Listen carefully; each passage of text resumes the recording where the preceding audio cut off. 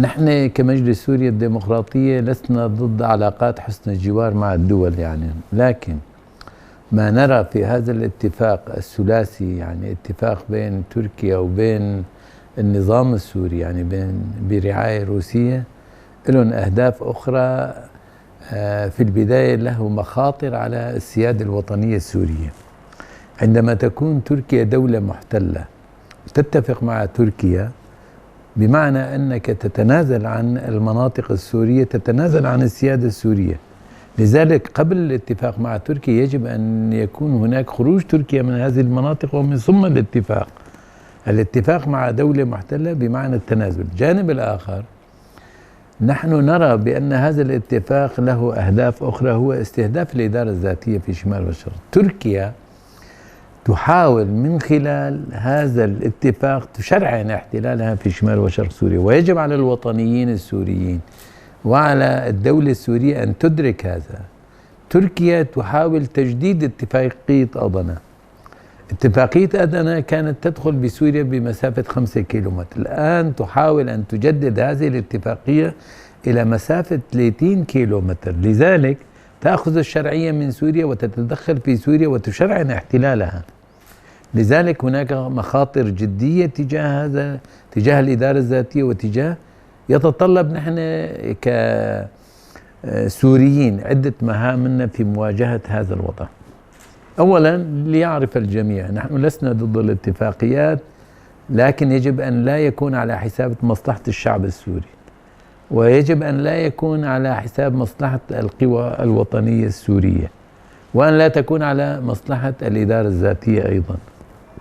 إذا كانت هذه الاتفاقات في سبيل استهداف مصالح الشعب السوري والإدارة الذاتية، سنقف في وجه هذا الاتفاق، ولن ندع أن هذا الاتفاق أن تصل إلى النجاح. لذلك ما رأينا من خلال التصريحات الرسمية للدولة التركية الذين ادعوا بأنهم سيستهدفون مناطق شمال شرق سوريا لمناطق الإدارة الذاتية، إذن هناك نوايا سيئة في هذا الاتفاق، ونحن حذرين. في مجلس سوريا الديمقراطية نعمل على عدة محاور. الجانب الدولي كمحور نعمل من أجل تشكيل رأي عام دولي في مواجهة هذا الاحتلال، لأن تركيا تحضر بأن تأخذ الشرعنة من الدولة السورية وتتدخل بمناطقنا وتستهدف المنطقة. لذلك يجب أن يكون هناك رأي دولي عالمي. نحن في مجلس سوريا الديمقراطية نعمل على هذا، أن نشكل جبهة ديمقراطية عالمية في مواجهة هذا التدخل، بالإضافة إلى أننا نعمل على الجانب العربي. كون هذا التدخل التركي في الشأن السوري هو الخطر على الأمن العربي. الأمن العربي يبدأ من سوريا ويبدأ من العراق. تدخل تركيا في العراق وفي سوريا وفرض العثمانية الجديدة، مشاريع جديدة، يشكل خطورة على الأمن العربي. ونحن نرى بأن تصريحات سعودية ومصر جاءت نتيجة رؤيتهم هناك مخاوف على الأمن العربي. لذلك يجب أن نشكل جبهة على الصعيد الإقليمي وخاصة مع الدول العربية في مواجهة تركيا. الجانب الثالث، نعمل على الإطار الوطني السوري. كون مناطق الإدارة الذاتية هي المناطق التي تحمي سوريا. حتى الآن المناطق التي تحافظ على وحدة سوريا، اللي تحمي سوريا، حمت مؤسسات الدولة السورية، هي المناطق الإدارة الذاتية. لذلك استهداف هذه المناطق هو استهداف للوحدة الوطنية السورية. لذلك يجب أن يكون هناك رأي وطني سوري. هذا الرأي الوطني السوري يواجه هذا الاحتلال، احتلال. عندما تتدخل تركيا بسوريا يجب أن يرى في مواجهتها ليس فقط السكان شمال شرق سوريا أو المكون الكردي، يجب أن يرى الدولة التركية كل السوريين متفقين ومتوحدين في مواجهة الدولة التركية. التقارب، بعض التصريحات التي صدرت من الدولة السورية هي إيجابية، أن هناك شرطين: يجب أن ينهي الاحتلال، وثانيا يجب عدم دعم الفصائل الإرهابية. هذول المواقف إيجابية، لكن ما يتطلب هناك وضع فعلي احتلال بالمنطقة. نحن حسب وجهة نظرنا سوريا تستطيع أن تتفق مع مكونات الشعب السوري. إذا استطعنا أن نتفق سيكون يد الدولة السورية قوية عندما نتفق على سوريا المستقبل نحو سوريا ديمقراطية تعددية لا مركزية.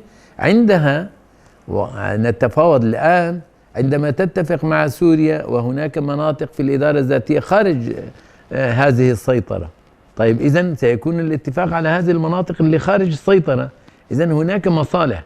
لذلك أعتقد هذا الاتفاق سيقود إلى احتلال أكثر للمناطق. ثانيا سيقود إلى شرعنة الاحتلال التركي. ثالثا سيقود هذا الاتفاق إلى قبول الوضع التركي الحالي. إذن يجب أن يكون المواقف الذي يتطلب من الدولة السورية لا اتفاق قبل خروج الاحتلال، لا اتفاق قبل إنهاء وضع الفصائل الإرهابية التي عبثت بالوطن السوري والشعب السوري. التقارب سيضع سوريا في فوضى أخرى. سبب سنرجع إلى المربع الأول. لماذا؟ الاتفاق مع تركيا، التقارب الاتفاق مع تركيا بوجود الفصائل بمعنى التقدم التركي في المناطق السورية هو التمدد للفصائل الراديكالية. الآن الدولة السورية في مشكلة مع الفصائل الراديكالية جبهة النصرة في إدلب.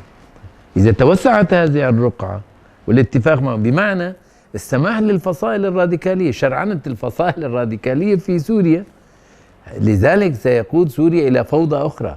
أعتقد تركيا مستقبلا سيستخدم هذه الورقة من خلال هذا الحزام الفصائل الراديكالية في وجه تركيا. ستدعي هناك مجموعات من الشعب السوري لا يقبلون ونحن لسنا مسؤولين عنه، نحن اتفقنا معكم لكن هناك رأي رافض.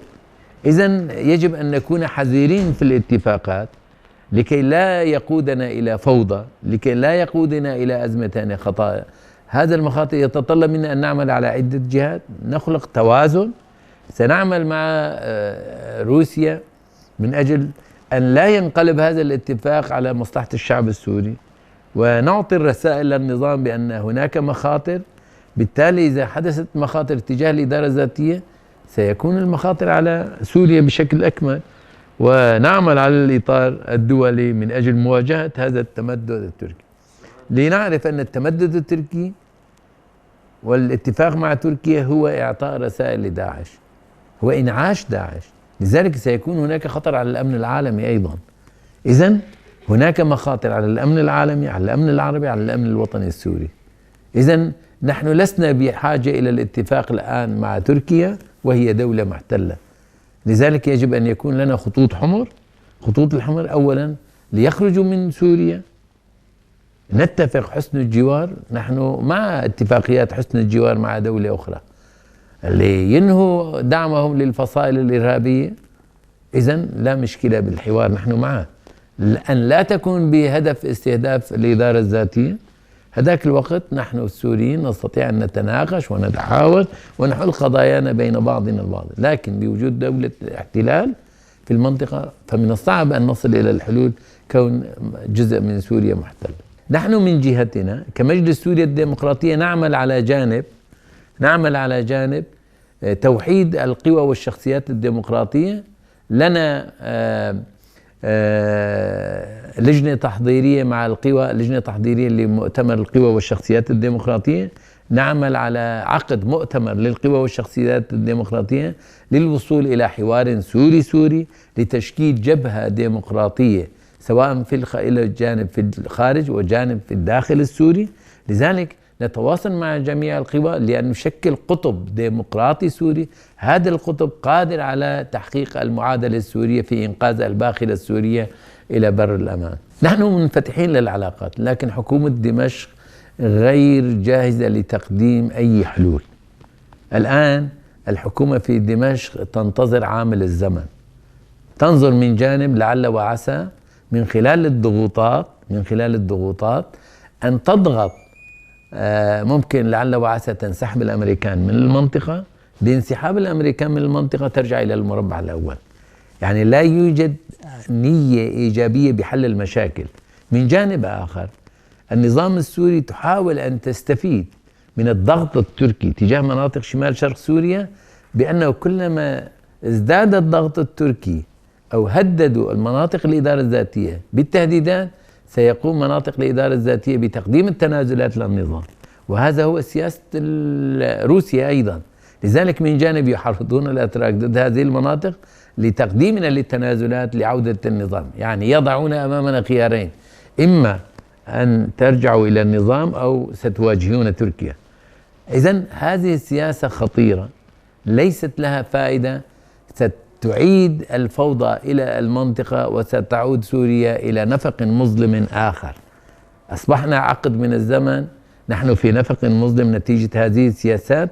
يجب على السوريين وعلى قيادة دمشق أن تفكر بعقلانية بأن هذه السياسات البراغماتية الضيقة ليست لها فائدة ولا تنقذ لا السلطة ولا تنقذ الشعب السوري، إنما الحل هو مع الشعب السوري.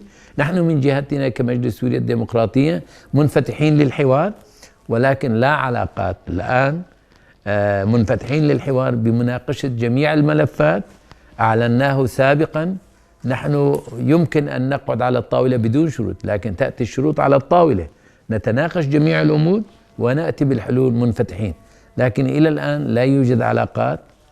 أحيانا يحدث من وفود من شمال شرق سوريا حوارات، لكن الحوار لا يعني الاتفاق. نتحاور، ربما نتفق أو لا نتفق. حتى الآن لم نصل إلى اتفاقات. الوفود التي ذهبت من شمال وشرق سوريا إلى الشام ناقشوا الكثير من المواضيع، لكن لم يصلوا، لأن النظام متعند، لا يوجد أي بوادر الحل عند النظام، يريد أن يرجع إلى المربع الأول، وهذا سيكون مرفوض من قبل الشعب السوري بشكل عام وشعوب في شمال شرق سوريا بشكل خاص.